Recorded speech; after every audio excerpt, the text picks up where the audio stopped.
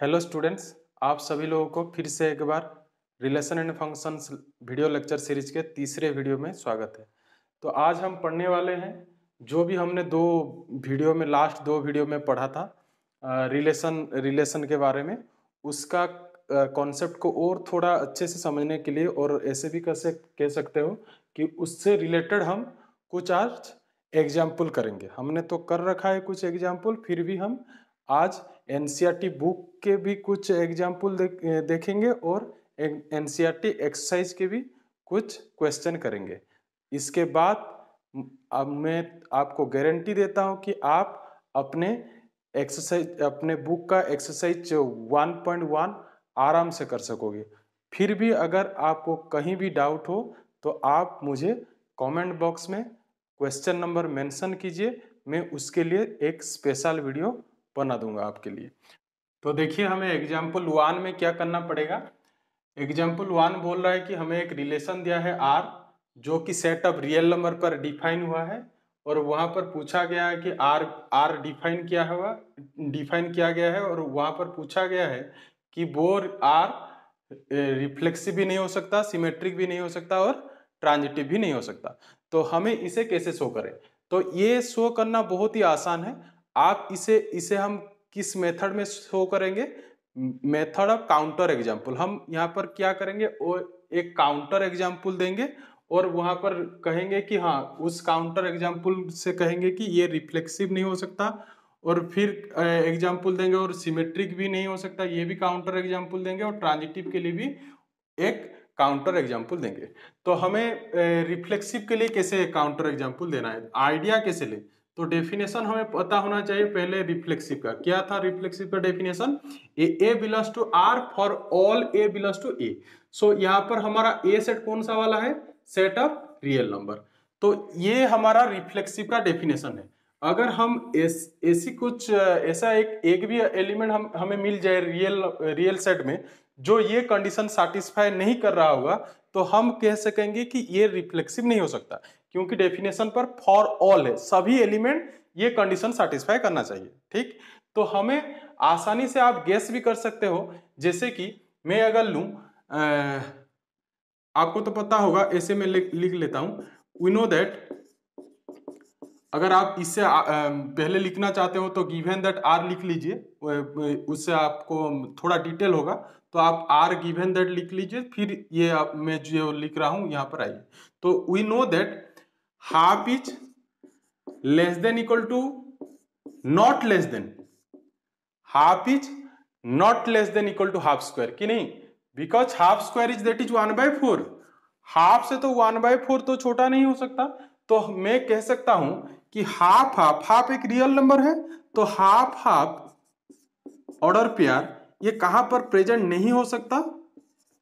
कहां पर प्रेजेंट नहीं हो सकता? हमारे रिलेशन आर पर, क्योंकि रिलेशन आर पर वही ऑर्डर पेयर होंगे जो कौन सा वाला कंडीशन सैटिस्फाई कर रहे होंगे? A is less than equal to B square वाला कंडीशन सैटिस्फाई कर रहे होंगे। तो यहां पर हम देख रहे हैं half is not less than equal to half square, so half हमारे रिलेशन पे आएगा ही नहीं। तो हम कह सकेंगे, जो हमारा एम ही वही था कि हमारा डेफिनेशन था A belongs to R for all A belongs to R, real set. तो हमने एक रियल नंबर ढूंढ लिया है जो कि ये कंडीशन सैटिस्फाई नहीं कर रहा है। तो हम कह सकेंगे कि आर इज नॉट रिफ्लेक्सिव। मैंने एक काउंटर एग्जांपल दे दिया है। आप ऐसे और भी ऑर्डर पे ढूंढ सकते हो, जैसे कि 1/3 is not less than equal to 1/3 square, ये भी हम लिख सकते हैं। जैसे तो यहां पर हम ऐसे भी लिख सकते हैं 1/3 does not belongs to R, ये भी 1/3 भी एक रियल नंबर है। तो यहां से भी हम कंक्लूजन दे सकते हैं कि आर कौन सा वाला नहीं हो सकता, कौन सा रिलेशन नहीं हो सकता? रिफ्लेक्सिव नहीं हो सकता। ठीक, नेक्स्ट आते हैं सिमेट्रिक पर। सिमेट्रिक हमारा क्या कह रहा था? वहां पर कह रहा था अगर ए बी आर पर है तो बी ए भी आर पर होना चाहिए। ठीक, तो अब हम फिर एक काउंटर एग्जांपल ढूंढते हैं। हमें एक ऐसा ए बी ढूंढना है जिसके लिए बी ए वहां आर पर प्रेजेंट नहीं हो। प्रेजेंट हो गया तो वो उसके लिए तो सिमेट्रिक हो जाएगा, बट हमें यहां पर क्या शो करना है? नॉर सिमेट्रिक, सिमेट्रिक नहीं होना चाहिए। ठीक, तो हमें ऐसा ऑर्डर पेयर ढूंढना पड़ेगा जिसके ए बी के लिए बी ए वहां पर प्रेजेंट नहीं होगा। ठीक, तो बहुत ही आसान सा मैं एक ऑर्डर पे लेता हूं, जैसे कि 1/2 तो आर में जरूर होगा। क्यों होगा? Because 1 is less than equal to 2 square, आपको तो पता है 2 square that is 4, so 1 is less than equal to 4, that means 1 belongs to R. ठीक, मैंने लिखा है, वी नो दैट आप भी लिख सकते हैं यहाँ पर, वी नो दैट, और क्लियरली ऐसे लिख सकते हैं। तो half is belongs to R, but 2 is not less than equal to 1 square. Half तो आर पर है।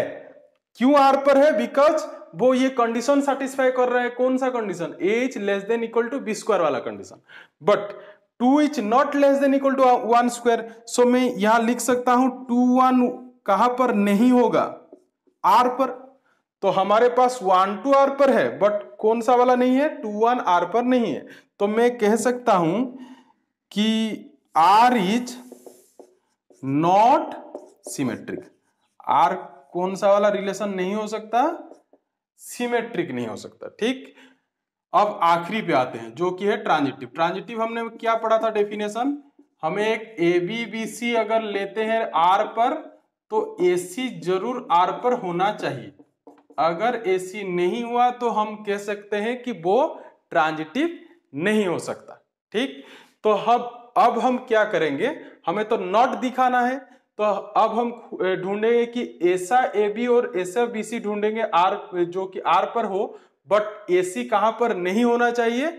आर पर नहीं होना चाहिए। ठीक, मीन्स वो ये कंडीशन नहीं सेटिस्फाई नहीं करना चाहिए। A is less than equal to C square. अगर हम A is less than equal to C square नहीं सेटिस्फाई करना चाहिए, means A is not less than equal to C square होना चाहिए।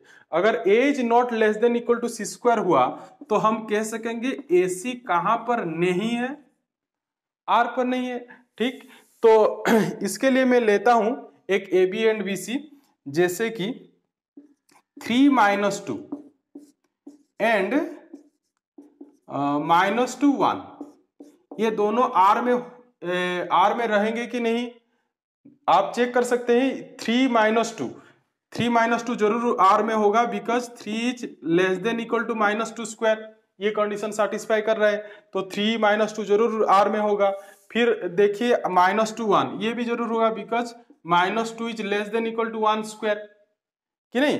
तो हमारे पास 3 - 2 ए बी और बी सी मिल गया, बट ये दोनों आर में है, but 3 is not less than equal to 1 square, because ये ए हमारा है, ये बी है और ये सी है। तो यहां पर देखो 3 is not less than equal to 1 square, that means हमें क्या दिखाना था कि A is not less than equal to C square. तो देखिए A is not less than equal to C square हमें मिल गया है, तो हम कह सकेंगे कि 3 1 डज नॉट बिलोंग्स टू, 3 1 कहां पर नहीं हो सकता? आर पर नहीं हो सकता। ठीक, तो इससे हम कंक्लूजन ये कह सकते हैं कि आर इज नॉट ट्रांजिटिव। आप ऐसे अगर ढूंढोगे तो और भी मिलेगा ऐसे, ये एग्जाम्पल आपको रटना नहीं है, ऐसे आप और भी डिफरेंट एग्जाम्पल ले सकते हैं। जैसे कि मैं ले लेता हूं 4 - 3, और आप ले लीजिए -3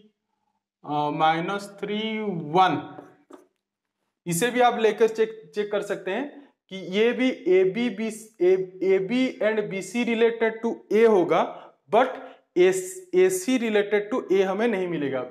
4 1 बिलोंग्स टू आर, ये हमें नहीं मिलेगा। तो इसे हम ये भी कंक्लूजन फिर कह सकते हैं, आर इज नॉट ट्रांजिटिव। ठीक, तो अब हम कुछ और एग्जाम्पल देखते हैं। तो चलिए अब हम एग्जाम्पल 2 पर आते हैं। एग्जाम्पल 2 में पूछा गया है, let L be the set of all lines in a plane. L एक सेट है, किसका सेट? लाइन्स का, प्लेन के जो हमने क्लास 11 में पढ़ रखा है, वही लाइन्स, उसका एक सेट है।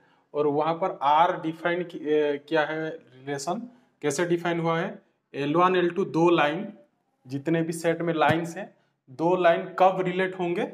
अगर L1 L2 के साथ कब रिलेट होगा? अगर L1 इज परपेंडिकुलर टू, किसके साथ परपेंडिकुलर होना चाहिए? L2।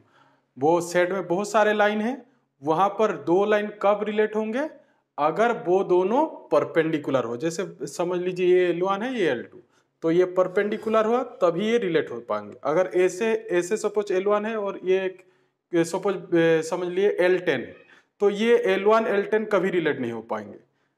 L1 L10 ये दोनों L में है, लेकिन ये इस टाइप के है, तो यहाँ पर परपेंडिकुलर तो नहीं है। तो हम कह सकते हैं L1 L किसके साथ रिलेशन नहीं बना पाएगा, L10 के साथ। ठीक, तो अब यहाँ पर हम देखेंगे इसे कैसे प्रूव करें। तो यहाँ पर प्रूव करने को बोला है कि सो that R is symmetric but neither reflexive not transitive. ठीक, तो कैसे इसे शो करें, देखिए आप ज्योमेट्रिकली अपने हाथ को लेकर भी देख सकते हैं। कभी भी कोई अगर रिफ्लेक्सिव नॉट रिफ्लेक्सिव दिखाना है मुझे, तो आप क्लियरली आपको विजुअलाइज भी हो रहा होगा कि कोई लाइन खुद के साथ कभी परपेंडिकुलर हो सकता है, कोई लाइन खुद के साथ कभी परपेंडिकुलर हो सकता है, ऐसा तो कहीं पॉसिबल ही नहीं है। तो मैंने वही लिखा है, देखिए यहाँ पर सिंस L1 इज नॉट, ये परपेंडिकुलर मैंने शॉर्टली लिखा है, बट आप इसे परपेंडिकुलर लिखिए। मैंने शॉर्टली स्पेस थोड़ा कम है इसलिए मैंने इसे शॉर्ट फॉर्म यूज किया है। L1 is not perpendicular to L1, कभी L1 अपने खुद के साथ परपेंडिकुलर हो सकता है, कभी नहीं हो सकता।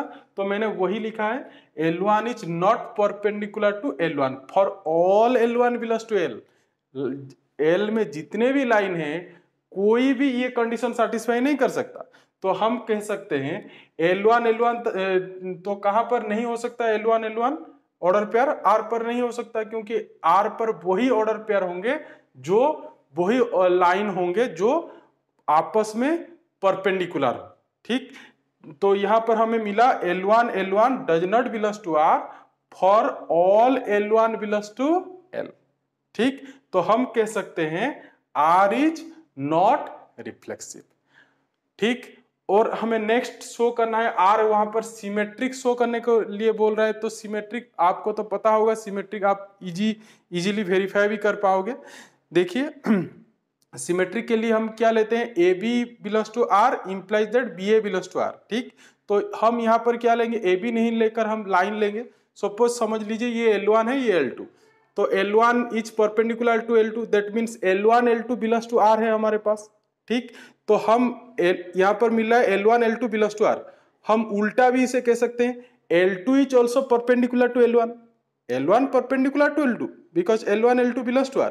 और इसे हम रिवर्स भी कह सकते हैं L2 is perpendicular to L1, that means ये रिलेशन क्या हो सकता है, सिमेट्रिक आराम से हो जाएगा। ठीक, तो वही मैंने यहाँ पर लिखा है, देखिए late L1 L2 belongs to R, मैंने ले लिया दो L1 L2 जो कि कहां पर है, R पर है। अगर R पर है तो वो कौन सा कंडीशन सेटिस्फाई करेंगे, L1 is perpendicular to L2 वाला कंडीशन जरूर सेटिस्फाई करेंगे। तो यहां पर देखिए L1 मैंने लिखा L1 is perpendicular to L2। ठीक, तो इसे हम उल्टा भी लिख सकते हैं, अगर L1 L2 को परपेंडिकुलर हो रहा है तो L2 भी L1 को परपेंडिकुलर हो सकता है, वो हम लिख सकते हैं उसके इंप्लाइज देकर। तो वही मैंने लिखा है implies that L2 is perpendicular to L1, that means L2 L1 belongs to R। ठीक, L2 L1 कहां पर रहेगा, R पर रहेगा। तो हमने एक AB के लिए BA भी R पर रहना चाहिए, तो हमने एक L1 L2 आर्बिट्ररी ले लिया, उसके लिए L2 L1 भी हमारे पास R पर मिल रहा है। ठीक, हमने कोई एग्जाम्पल नहीं लिया है, हम रेंडमली एक L1 L2 लेकर गए हैं। अगर एग्जाम्पल लेके देखेंगे तो बहुत सारे लाइन होगा, कितने हम लाइन लेंगे, तो हम आर्बिट्ररी एक L1 L2 लेकर हमने ये शो कर दिया कि R इज सिमेट्रिक, मतलब AB के लिए हमारे पास BA भी R पर मिल रहा है। ठीक, नेक्स्ट नॉट ट्रांजिटिव दिखाना है, तो नॉट ट्रांजिटिव के लिए हमें AB BC R पर लेना है और AC R पर नहीं है ये दिखाना है। ठीक, अगर AC R पर मिल गया तो ट्रांजिटिव हो जाएगा, बट यहाँ पर क्वेश्चन में बोल रहा है कि नाइदर रिफ्लेक्सिव नॉर ट्रांजिटिव। तो देखिए मैंने क्या किया है, L1 L2 and L2 L3 belongs to R मैंने लिया है, L1 L2 and L2 L3। L1 L2 R पर है, इसका मतलब क्या है, सपोज समझ लीजिए ये L1 है ब्लैक वाला, ये रेड वाला सपोज L2 है और ये ब्लू वाला सपोज L3 है। तो हमने क्या लिया है, L1 L2 belongs to R, that means L1 is perpendicular to L2। ठीक, नेक्स्ट हमने क्या लिया है, L2 is perpendicular to L3। ठीक, so this is L2 and this is L3। ठीक, सो L2 is perpendicular to L3। ठीक, अब देखिए, तो अब आपको क्या दिख रहा है, L1 और L3 क्या हो रहे हैं, वो परपेंडिकुलर हो रहे हैं L1 और L3। देखिए ध्यान से, ये L1 है और ये L3 है, तो दोनों क्या हो जा रहे हैं, परपेंडिकुलर नहीं हो पा रहे हैं, दोनों क्या हो जा रहे हैं, पैरेलल हो जा रहे हैं, हाँ कि नहीं। तो मैंने वही लिखा है यहाँ पर, देखिए L1 is perpendicular to L2 because L1 L2 belongs to R। फिर मैंने लिखा है L2 L3 belongs to R means L2 is perpendicular to L3। तो हमें क्या मिल रहा है यहाँ पर, L1 perpendicular to L2 and L2 perpendicular to L3, that implies L1 is parallel to L3। L1 is parallel to L3, so that implies मैंने लिखा है L1 is parallel to L3। So L1 और L3 अगर parallel हो जाते हैं तो L1 L3 कहां पर नहीं हो सकता, R पर नहीं हो सकता, क्योंकि R पर तभी होगा अगर वो परपेंडिकुलर हो, दो लाइन अगर परपेंडिकुलर हो तभी जाकर R पर बिलोंग करेंगे। बट यहां पर हमें क्या मिल रहा है, L1 L3 के साथ रिलेशन पैरेलल मिल रहा है। तो पैरेलल अगर मिला तो L1 L3 हम कहां पर नहीं रह सकता, R पर नहीं रह सकता। तो हम कह सकते हैं यहां पर R इज नॉट ट्रांजिटिव, तो प्रूव हो गया। ठीक, फिर इस टाइप के और एक सिमिलर अब एग्जाम्पल देख लेते हैं। इस टाइप का पूरा सेम ही हमारा क्वेश्चन एक तो हमारा एक्सरसाइज में दिया हुआ है, उसे हम अब डिस्कस करेंगे। आइए अब एग्जाम्पल 2 के बाद अब एग्जाम्पल 3 देख लेते हैं। क्वेश्चन क्या पूछ रहा है हमें, let L be the set of all lines in a plane and R be the relation on L defined as. Defined किया हुआ है पूरा सेम प्रीवियस एग्जाम्पल के साथ, जस्ट यहाँ पर डिफरेंस क्या है, L1 is parallel to L2। दो लाइन कब रिलेट होंगे, अगर वो दोनों पैरेलल हो तभी दो लाइन रिलेट हो सकते हैं। तो यहाँ पर क्वेश्चन क्या हमें पूछा गया है, so that R is not symmetric, this is so that R is an equivalence relation, R is an equivalence relation, हमें यही शो करना है। फिर पूछा गया है find the set of all lines related to the line y equal to 2x plus 4। उससे बाद में आएंगे, पहले इक्विवेलेंस रिलेशन कैसे शो करेंगे ये मैं आपको जस्ट यहाँ पर हिंट्स दे दूंगा, आप खुद ही लिख लीजिए। मुझे पता है आप सभी लोग इसे इक्विवेलेंस रिलेशन आराम से शो कर पाओगे। तो जैसे कि यहाँ पर लिखा हुआ है कि इक्विवेलेंस रिलेशन के लिए रिफ्लेक्सिव सिमेट्रिक सभी चाहिए हमें। तो आपको पता है एक लाइन खुद के साथ तो पैरेलल होता है, सभी लाइन खुद के साथ पैरेलल होते हैं, तो हम डायरेक्टली लिख सकते हैं L1 is parallel to L1 for all L1 belongs to L। वहां पर L1 is not perpendicular to हो रहा था वहां पर हमारा एग्जाम्पल 2 में, पर यहां पर क्या होगा, L1 खुद के साथ तो पैरेलल सब हर समय पैरेलल होगा, तो हम लिख सकते हैं L1 is parallel to L1 for all L1 belongs to L। ठीक, तो इससे हमें क्या पता चल रहा है, L1 L1 belongs to R for all L1 belongs to L। ठीक, तो इसे हम कह सकते हैं R is reflexive. Next transitive के लिए हमें क्या चाहिए, हम ले लेते हैं L1 L2 belongs to R, फिर हम दिखाएंगे L2 L1 belongs to R। So L1 L2 belongs to R means L1 is parallel to L2। ठीक, L1 पैरेलल टू L2, तो हम इसे रिवर्स भी लिख सकते हैं, L2 is parallel to L1।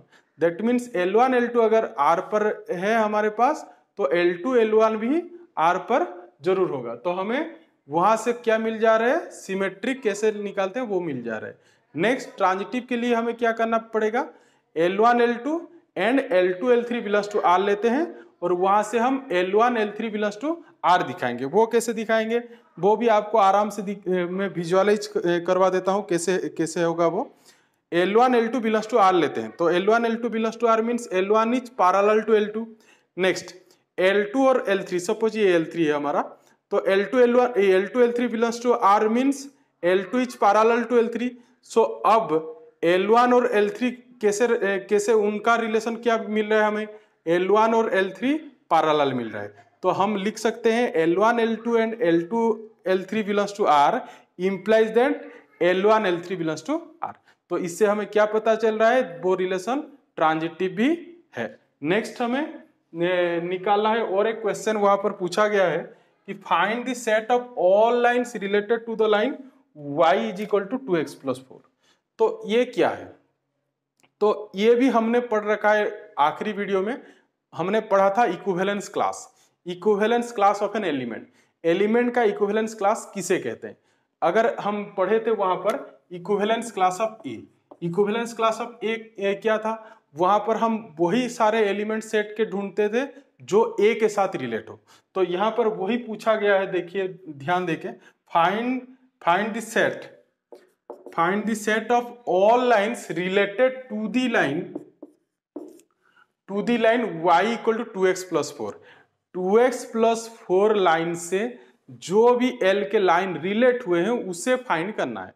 ठीक, तो अब थोड़ा आइडिया लगाइए कि कौन कौन से line y is equal to 2x plus 4 line से रिलेट होगा। तो आपने क्लास 11 में कोऑर्डिनेट ज्योमेट्री में पढ़ा था कि एक लाइन का फॉर्म था जो कहते हैं स्लोप इंटरसेप्ट फॉर्म, जो ऐसे था y equal to mx plus C. वहां पर m को हम स्लोप कहते थे और c को y इंटरसेप्ट कहते थे। तो यहाँ पर हमें स्लोप क्या है, यहाँ पर इस केस में इस लाइन का स्लोप कितना मिल रहा है, यहाँ पर 2। तो कौन कौन से लाइन इस लाइन से रिलेट होंगे, क्योंकि हमें यहाँ पर तो डेफिनेशन में लिखा हुआ है कि लाइन L1 और L2 कब रिलेट हो पाएंगे, अगर दोनों पैरेलल हो। तो इस लाइन से कौन कौन लाइन, सपोज समझ लीजिए ये हमारा वही लाइन है y equal to 2x plus 4। तो इससे कौन कौन से लाइन रिलेट होंगे, जो इससे पैरेलल होना चाहिए वो लाइन। ये अगर इससे पैरेलल है तो ये रिलेट होगा, ये अगर इससे पैरेलल है तो ये भी रिलेट होगा, ये अगर इससे पैरेलल है तो ये भी रिलेट होगा। ऐसे कितने लाइन मिलेंगे, बहुत सारे, बट कौन कौन से लाइन मिलेंगे जो इससे क्या होना चाहिए, इस लाइन से पैरेलल होना चाहिए। तो पैरेलल कब होगा, तो हमें पता है दो लाइन कब पैरेलल होते हैं, अगर दोनों का स्लोप सेम हो। ठीक, तो यहाँ पर इसका स्लोप कितना है, इस लाइन का स्लोप कितना है 2। तो जो भी लाइन का स्लोप 2 होगा वो सारे लाइन किसके साथ पैरेलल होंगे, y equal to 2x plus 4। तो मैं लिख सकता हूं the lines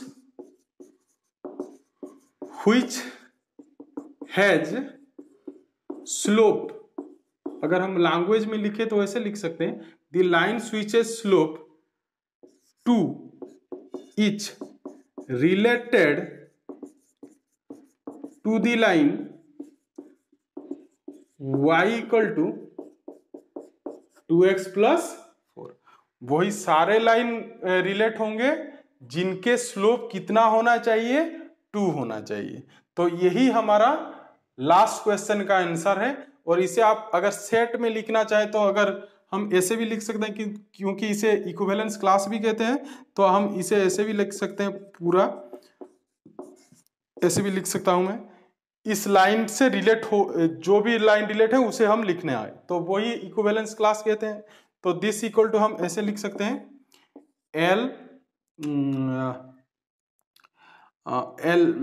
L dash belongs to L such that L dash has slope 2। वही सारे लाइन L के जिनका स्लोप कितना होना चाहिए, 2 होना चाहिए। वही हमारा किसके साथ रिलेट होगा, कौन से लाइन के साथ, y equal to 2x plus 4 line के साथ। ठीक, अब हम और एक एग्जाम्पल इस टॉपिक के जो कि इक्विवेलेंस रिलेशन शो करने का पूछता है, उस टाइप का और एक एग्जाम्पल देखते हैं। तो चलिए अब एग्जाम्पल 4 देख लेते हैं, वहां पर क्या पूछ रहा है हमें। So that the relation R in this set z of integers given by this is an equivalence relation. अभी हमें इक्विवेलेंस रिलेशन शो करना है। तो इक्विवेलेंस रिलेशन के लिए फिर वही बात, symmetric, reflexive, symmetric and transitive show करना है। ठीक, तो पहले हमें रिफ्लेक्सिव शो करते हैं। तो रिफ्लेक्सिव शो करने से पहले हम रिलेशन क्या बोला है उसे थोड़ा समझ लेते हैं। वहां पर बोल रहा है a कब b के साथ रिलेट होगा, अगर 2 डिवाइड्स a माइनस b होगा। ठीक, तो यहाँ पर मैं कह सकता हूँ यहाँ पर ये ऑर्डर पेयर जरूर होगा 2 4, होगा कि नहीं? 2 4 जरूर होगा, because 2 minus 4 is -2 and which is divides 2 divides -2, so 2 4 R पर जरूर होगा। ठीक, और एक ऑर्डर पेयर अगर मैं लिखना चाहूं तो जैसे कि 6 10, यहाँ पर जरूर होगा 6 10, क्योंकि 6 minus 10 is -4 and 2 divides -4, तो ये ऑर्डर पेयर भी जरूर R पर प्रेजेंट होगा। बट 2 3 ये R पर प्रेजेंट नहीं हो सकता, because 2 minus 3 is -1, 2 minus 3 is -1, so -1 is not 2 does not divides -1, so 2 3 कहाँ पर प्रेजेंट नहीं हो सकता? R पर नहीं हो सकता। ठीक, तो हमें अभी जो आइडिया लेना है वो हमें स्कूल में ही ये पढ़ चुके हैं ये डिवाइड्स के बारे में। जैसे कि सपोज 2 डिवाइड्स 8, सो मैं यहाँ पर 8 को लिख सकता हूं 2 into 4। 2 डिवाइड्स 10, तो मैं 10 को लिख सकता हूं 2 into 5। तो जो भी इंटीजर, आप इंटीजर ले सकते हैं, ये नेगेटिव लेने से भी चलेगा। अगर 2 डिवाइड्स ऐसे ले लेते हैं -10, सो यहाँ पर हम लिख सकते हैं -10 को लिख सकते हैं 2 into -5। तो हमें क्या मिल रहा है इस ऑब्जर्वेशन से? हमें मिल रहा है अगर एक नंबर, अगर एक इंटीजर a को 2 डिवाइड करता है तो हम a को 2 into सम इंटीजर लिख सकते हैं कि नहीं? हम a को क्या लिख सकते हैं? 2 into सम इंटीजर लिख सकते हैं। जैसे यहाँ पर देख सकते हो 2 into 4, 2 into 5, 2 into -3। अगर उस तरह ही अगर किसी नंबर को 3 डिवाइड करे तो उस इंटीजर को हम क्या लिख सकते हैं? 3 into some integer.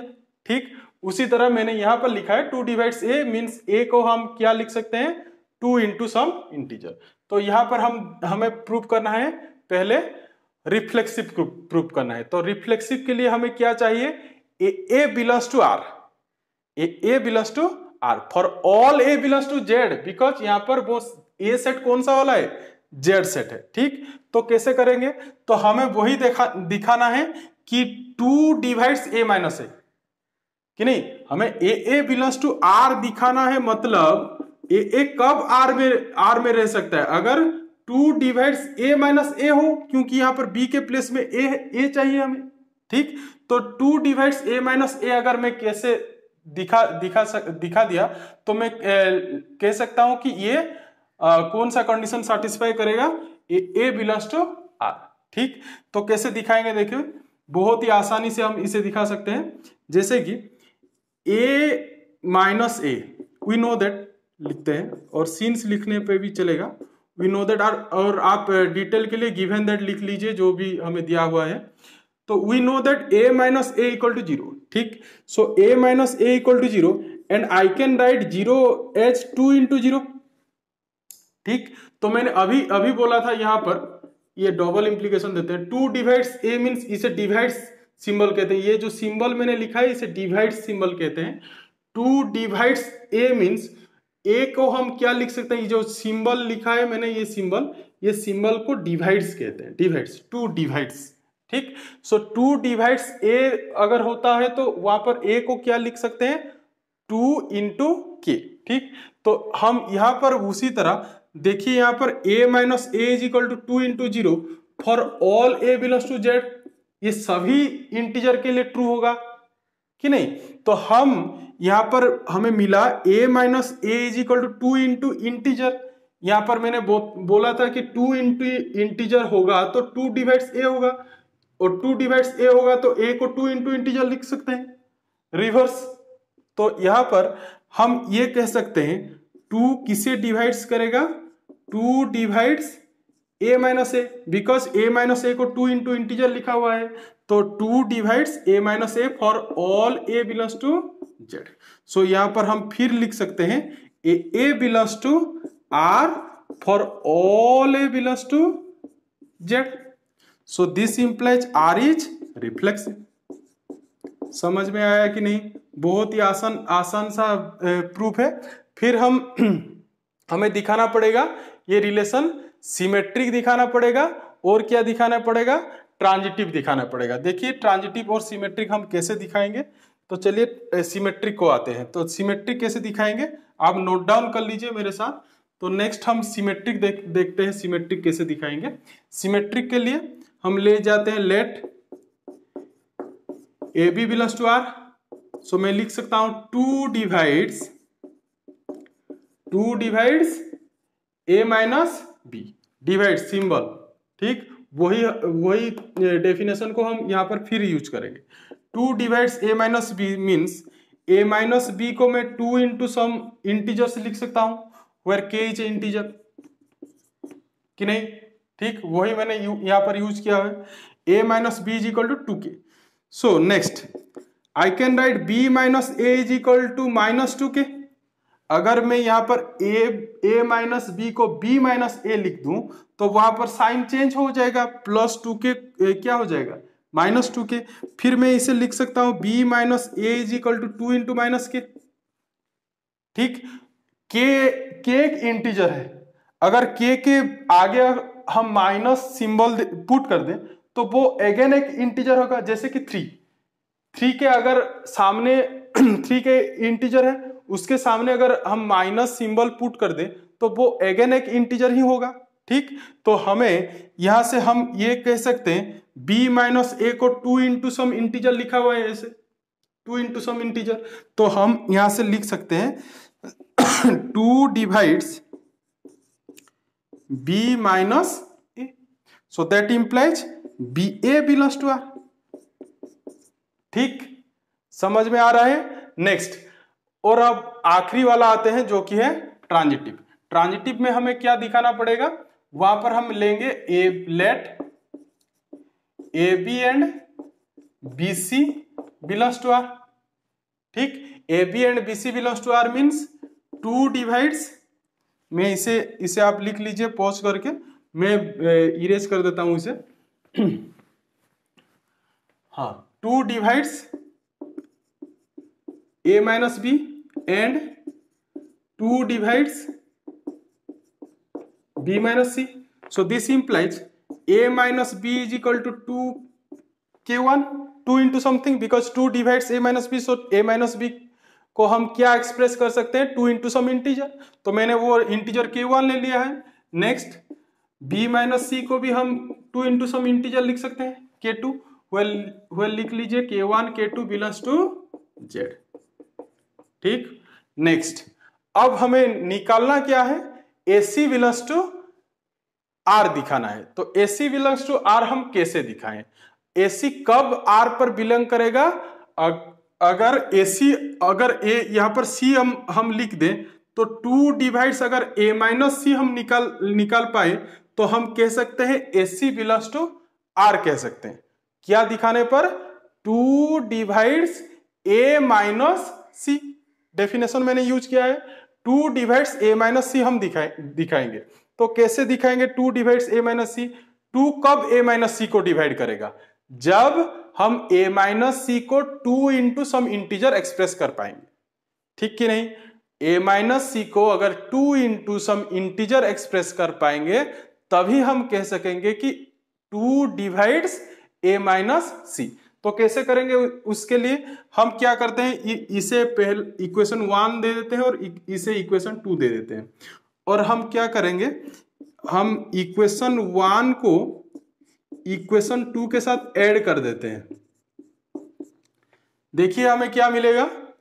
a minus b और b minus c, minus b plus b cancel, तो हमें मिलेगा AC, और राइट हैंड साइड पर मिलेगा 2k1 plus 2k2। So that implies मैं इसे लिख सकता हूं a minus c is equal to 2k1 plus k2। ठीक, सो अगर a minus c is equal to k1 plus k2, k1 और k2 दोनों क्या है इंटीजर, तो हम अगर दो इंटीजर को ऐड कर दें हमें फिर क्या मिलेगा, और एक इंटीजर मिलेगा, जैसे कि 5 और 7 दो इंटीजर है, उसे अगर ऐड कर दें तो मिलेगा 12, वो भी एक इंटीजर है। तो k1 प्लस k2 करेंगे तो फिर हमें क्या मिलेगा, और एक इंटीजर मिलेगा। तो मैं सपोज उसे नाम दे देता हूं k3, ठीक। और यहां पर साइड में लिख भी लेता हूं जो k1 plus k2 equal to k3 which is belongs to z, ठीक। सो यहां पर मैं लिख सकता हूं 2 डिवाइड्स a माइनस सी, ठीक, 2 divides a minus c. So that implies AC कहां पर बिलोंग कर जाएगा, R पर। तो हमने AB और BC लिया था R पर, हमें क्या मिल गया है, AC हमें R पर मिल गया है। तो हम कह सकते हैं यहां पर R इज ट्रांजिटिव। ये बहुत ही इंपॉर्टेंट क्वेश्चन है एग्जाम के लिए, आप मार्क कर लीजिए इसे, R इज ट्रांजिटिव। सो हमने R को रिफ्लेक्सिव, सिमेट्रिक और ट्रांजिटिव तीनों दिखा दिया है। तो हम लिख सकते हैं अब hence R is an equivalence relation. अगर तीनों हो जाता है तो हम उसे क्या कहते हैं, इक्विवेलेंस रिलेशन, ठीक। तो अब आप इसके बाद आप अपने बुक एक्सरसाइज 1.1 के जो भी एक्सरसाइज क्वेश्चन दिया हुआ है आप उसे ट्राई करिए, और कहाँ पर अगर कहीं डाउट होता है तो आप कमेंट बॉक्स में उसे क्वेश्चन नंबर मुझे मेंशन कीजिए, मैं उसका और एक वीडियो बनाऊंगा। अगर आपका डाउट ज़्यादा अगर डाउट हुआ तो मैं वही बनाऊंगा। फिर हम नेक्स्ट वीडियो में मिलते हैं और कुछ एग्जाम्पल इसका डिस्कस करेंगे जो आपके लिए कुछ शॉर्ट क्वेश्चन भी डिस्कस करेंगे, 1 मार्क क्वेश्चन। फिर हम इस रिलेशन टॉपिक को ख़त्म करेंगे और उसके बाद फंक्शन को आएंगे। अगर आपको मेरा वीडियो पसंद आ रहा है तो प्लीज़ लाइक करें, सब्सक्राइब करें और अपने दोस्तों के साथ शेयर करें। Thank you.